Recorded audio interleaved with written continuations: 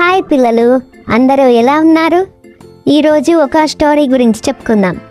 ఆ స్టోరీ పేరు చంద్రుని పైకి వెళ్ళే ఒక బాలుడి కథ. ఆ బాలుడి పేరు గోపి. ఆ గోపి ఒకరోజు ఆకాశం వైపు చూసి ఒక రాకెట్లో కూర్చొని చంద్రుడి మీదికి వెళ్ళాలని కలలు కనేవాడు.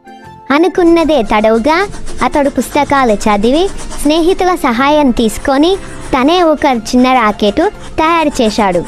అలా గోపి మొత్తానికైతే ఏదో విధంగా రాకెట్ను తయారు చేశాడు. కానీ ఆ రాకెట్ను గోపి ఎలా ఎగురవేయాలో తనకు అర్థం కావడం లేదు.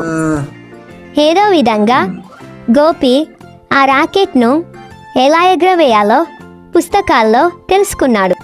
ఆ పుస్తకంలో ఉన్న విధంగా ఆ రాకెట్కు గోపి నిప్పు అంటించాడు. అది వెలుగుతుంది.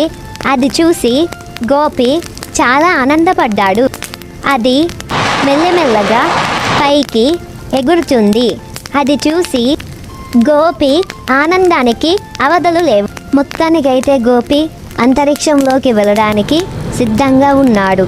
అతడు స్పేస్ సూట్ ధరించి తన చేతిలో ఒక జెండా పట్టుకొని చంద్రుని మీదికి వెళ్తున్నాడు. అతడు వెళ్తున్నప్పుడు చుట్టూ అంతరిక్షంలో చూసి నక్షత్రాలను, చందమామను, ఇతర గ్రహాలను చూసి చాలా ఆశ్చర్యపోయాడు. ఇంత బాగుందా అని.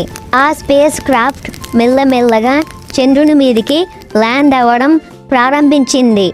అది మెల్లిగా చంద్రుని మీద ల్యాండ్ అయింది. గోపి ఆ స్పేస్ క్రాఫ్ట్ నుండి నెమ్మదిగా బయటకు దిగాడు. తన చేతిలో ఉన్న జెండాను తీసి చంద్రుని మీద పాతాడు. సారి పైకి చూశాడు. చుట్టూ ఆ గ్రహాలు, నక్షత్రాలు అన్నీ అతను చాలా ఆశ్చర్యపరిచాయి. ఇంతలోనే ఎక్కడి నుండో ఏలియన్స్ వచ్చాయి. వాటిని చూసి గోపి చాలా భయపడ్డాడు. కానీ అవి గోపిని ఏమనకుండా అతనితో ఆడుకోవడం ప్రారంభించాయి.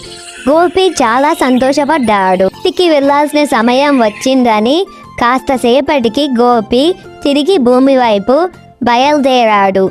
ఇంటికి వచ్చి వాళ్ళ కుటుంబానికి, వాళ్ళ స్నేహితులకు అతని కల నిజమైందని చెప్పాడు. మోరల్ ఆఫ్ ద స్టోరీ ఏంటంటే, మన కలలు నమ్మితే ఏదో ఒక రోజు నిజమవుతాయి.